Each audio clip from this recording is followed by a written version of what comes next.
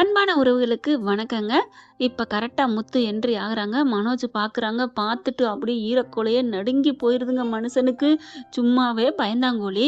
அப்பப்பறக்கா மனோஜ் அப்படியே மாடியில ஏறி குதிக்க போனவரு, இப்ப முத்துவ பார்த்தோன்னே என்ன ஆகும்? அப்படியே நடுக்கம் வருது.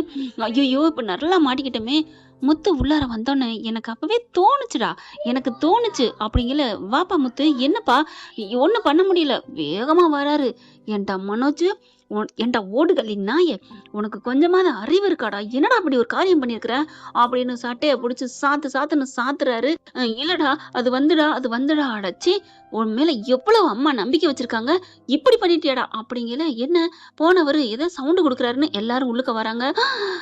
மனோஜ பாக்குறாங்க. பாத்துட்டு, ஐயையோ! என்னது? மனோஜா? ஸ்ருதி பாக்குது. "என்ன மனோஜ், நீங்களா அந்த மாப்பிள? இந்த வீட்ல நடக்க போறது உங்களுக்கா? ஐயையோ! இது தெரியாம, ஆ என்னது?" அப்படியே மீனா கைய பிடிக்கிறாங்க. இருங்க பேசலாம்" அப்படின்னு சொல்லிட்டு, அடுத்து அந்த அம்மா என்ன பண்ணுது, "இங்க பாருங்க தம்பி, என்னதான் இருந்தாலும் அவர் எங்க வீட்டுக்கு வர்ற மாப்பிள. எங்க வீட்டுக்கு வரப்போற மாப்பிளைய பத்தி இப்படிலாம் பேசாதீங்க." "என்னது மாப்பிளையா? என்னம்மா நீங்க நெனச்சிட்டு இருக்கீங்க? இவன் ஒரு மாப்பிள்ளைன்னா எப்படிம்மா? இவனுக்கு ஏற்கனவே கல்யாணம் ஆயிடுச்சு, தெரியுமா? தெரியாதா?" "அதெல்லாம் எங்களுக்கு தெரியும். அதான் டைவர்ஸ் ஆக போகுதுல்ல." "ஏம்மா, டைவர்ஸ் ஆக போறது தெரியுது. ஆயிருச்சா? ஆகாம எப்படிம்மா நீங்கலாம் கல்யாணம் பண்ண போறீங்க? எப்படிம்மா?" அப்படிங்கிறாங்க. இல்ல, அது வந்து தம்பி சொன்னாரு. எல்லாம் உண்மைய சொல்லிட்டாரு. கல்யாணம் ஆனதுக்கப்புறம் 5,00,000 குடுத்துர்றோம்னு சொல்லியிருக்கேன்." "ஏம்மா, உண்மையிலேயே உங்களுக்கு நல்ல மனசு இருந்து உங்க பொண்ண நல்லா வாழ வைக்கணும் அப்படின்னு நெனச்சீங்கன்னா, 5,00,000 குடுத்து டைவர்ஸ் ஆனதுக்கப்புறம் நீங்க கல்யாணம் பண்ணிக்கணும். எப்படிம்மா நீங்க இப்படி பண்றீங்க? எப்படிம்மா இப்படி ஒரு துணிஞ்சீங்க? உங்க பொண்ணு வாழ்க்கையில உங்களுக்கு நம்பிக்கையே இல்லையா?" அப்படிங்கிறாரு. முத்து இருந்துட்டு, மீனா, ஸ்ருதி, ரவி எல்லாருமே கத்துறாங்க. உடனே மனோஜ் என்ன பண்றாரு, யாருக்குமே எடுத்த உடனே தாங்க கொஞ்சம் பயம் இருக்கும். அப்புறம் துணிஞ்சுக்குருவாங்க. "டேய், இப்ப என்னடா? உனக்கு என்ன? ரோகிணியே சரின்னு சொல்லிட்டா. என்ன சரின்னு சொன்னா? கல்யாணம் முடிஞ்சு அதுக்கப்புறம் உனக்கு காசு தருவேன்னு சொன்னியா? அதுக்கப்புறம் அவ டைவர்ஸ் தருவேன்னு சொன்னாளா?" அதெல்லாம் இல்ல. அவ தான் டைவர்ஸ் தரேன்னு சொல்லிட்டால்ல." "டேய் மனோஜ், அத பத்தி நீ தெரியாம இருக்கிற. அது ஏதாவது ஒரு காரியம் பண்ணுதுன்னா, அதுல ஏதோ ஒரு அர்த்தம் இருக்கு. நல்லா நான் பார்லர் அம்மாவ தெரிஞ்சுக்கிட்டு தான் சொல்றேன்.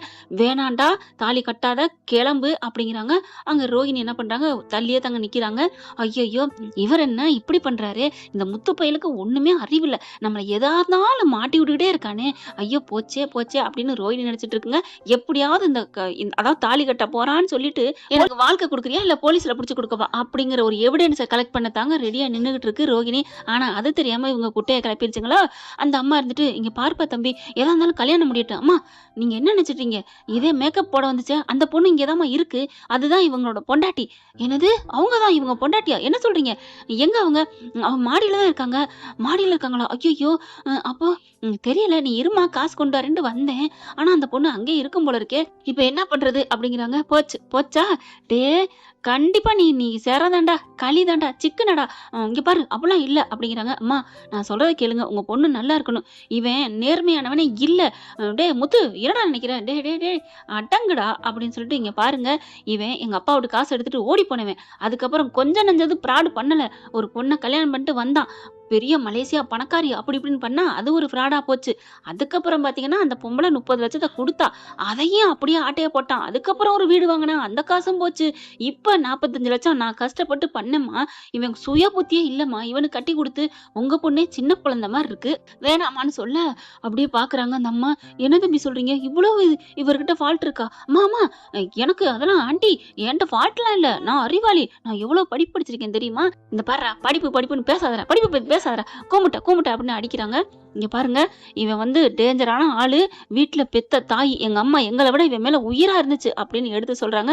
அவங்க கிட்டயே சொல்லாம வந்திருக்கானா, நாள பின்ன உங்க பொண்ணெல்லாம் ஏமாத்துறமா? அந்த பொண்ணு பாட்டுக்கு கொஞ்சம் ஏதோ சின்ன பிள்ளைத்தனமா ஏதாவது பண்ணுச்சுன்னா, இவன் ஏதாவது பண்ணுவாம்மா தலையில." அப்படிங்கல. "ஐயய்யோ! வேணாம் தம்பி, வேணாம்." "அட பாவி! நீ இவ்ளோ பண்ணி வச்சிருக்கியா? உங்க வீட்ல இருந்து தெரியாம பணத்தெல்லாம் எடுத்துட்டு போனியா? பாவி" அப்படிங்கல. "இல்ல, நான் பிசினஸ்க்காக தான் எடுத்துட்டு ஓடுனேன்."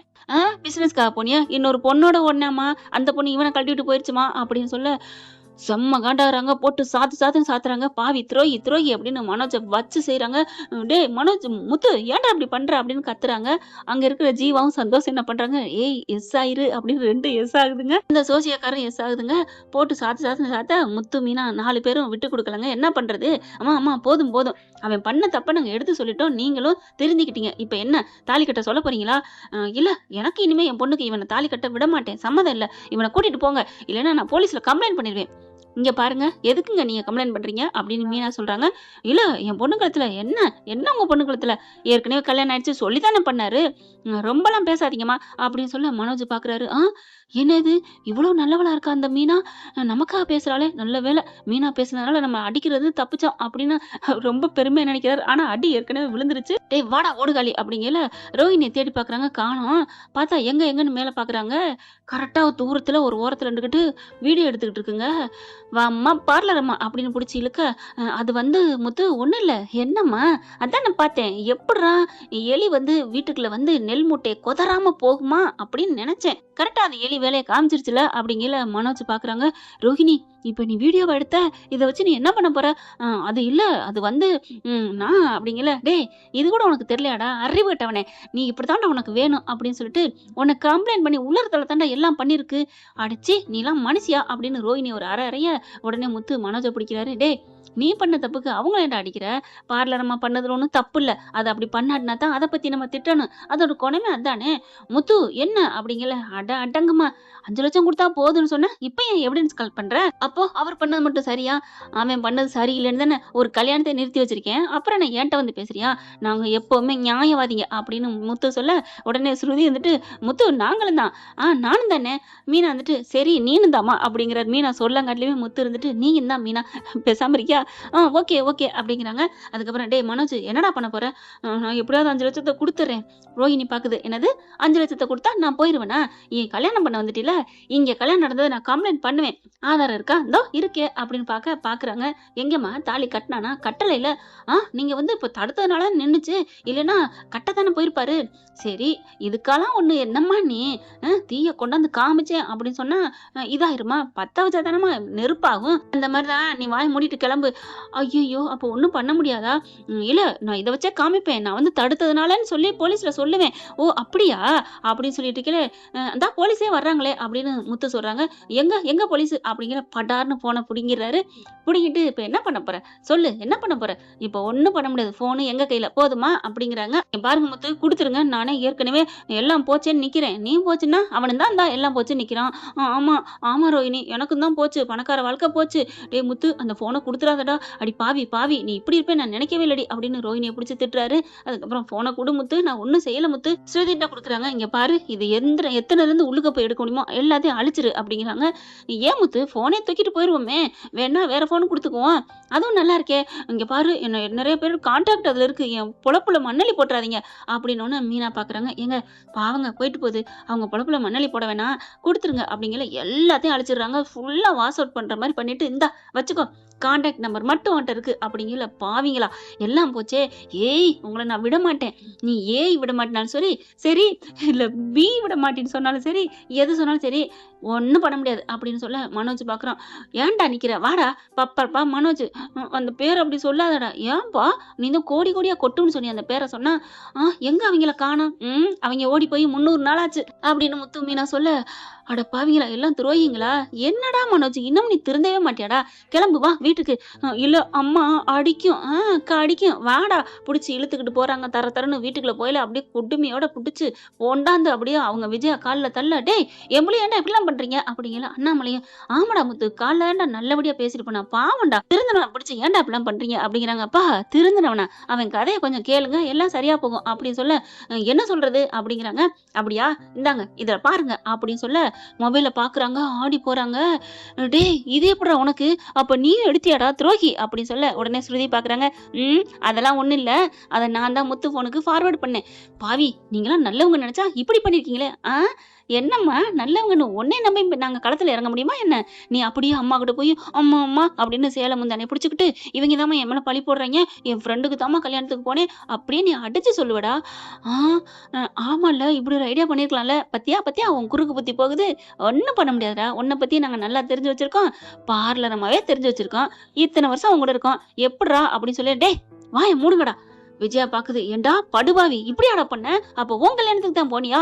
இல்லம்மா அது வந்துமா போட்டு சாத்துன்னு சாத்துறாங்க. "உனக்கு 10 நாளைக்கு சாப்பாடு இல்ல, சோறு தண்ணி இல்லடா" அப்படின்னு சொல்ல, "அம்மா சாப்பாடு இல்லாம இருக்க முடியாதும்மா." அண்ணாமலை பார்க்குறாரு. நல்லா எல்லாம் சாத்தி அட்வைஸ்லாம் முடிஞ்சதுக்கப்புறம், "இனிமே அவனுக்கு சோற குடு. ஒரு வேளையாவது குடு." "ஆமாப்பா, ஒரு வேளையாவது குடுங்கப்பா." "சரி போயிட்டு போறான். மதியான சாப்பாடு மட்டும் குடுக்குறேன்." "இல்லம்மா, ராத்திரி சாப்பாடும்மா, தூக்கம் வராதும்மா." "சரி வாங்கிக்கோ. ஆனா வீட்டுக்குள்ள படுக்கை இல்லடா." "ஏம்மா, அப்புறம் நான் எங்க படுக்கிறது? மாடியில போய் படுக்கணுமா?" "சரிம்மா."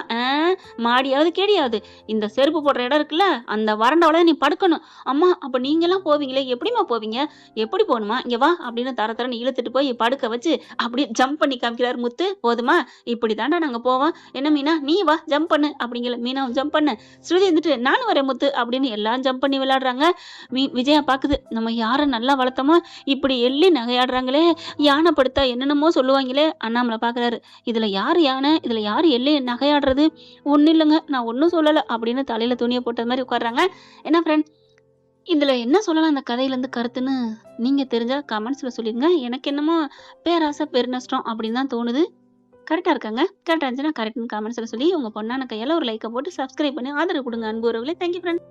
இந்த வீடியோ உங்களுக்கு பிடிச்சிருந்தா தயவு செய்து லைக் பண்ணுங்க. இன்னும் அப்டேட்ஸ்க்காக சேனலை சப்ஸ்கிரைப் பண்ண மறக்காதீங்க. நம்ம கிட்ட இருக்க எல்லா சேனல்ஸோட லேட்டஸ்ட் வீடியோ அப்டேட்ஸ்க்காக மேல ரைட் சைடுல காட்டுற லிங்கை கிளிக் பண்ணி வாட்ஸ்அப் குரூப்ல ஜாயின் பண்ணுங்க. உங்களிடம் விடைபெறுவது நான் உங்கள் மெஹர்.